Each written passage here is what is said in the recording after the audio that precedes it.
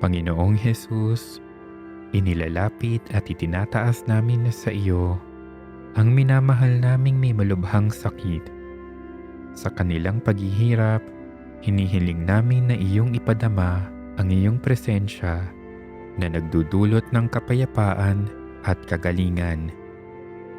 Ipagkaloob mo sa kanila ang kaginhawahan ng maibsan ng kirot at sakit na nagpapahirap sa kanila.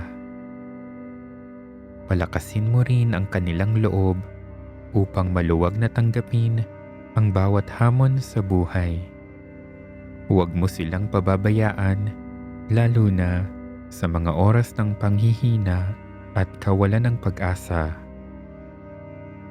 Panginoong Hesus, tulungan mo kaming maunawaan na ang sakit at pagdurusa ay bahagi ng aming buhay bilang Kristiyano.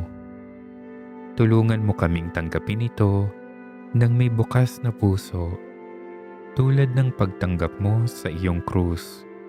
Makita nawa namin na ang aming pagdurusa ay daan upang makiisa sa iyong dakilang pagsasakripisyo at pag-aalay ng iyong sarili para sa aming kaligtasan.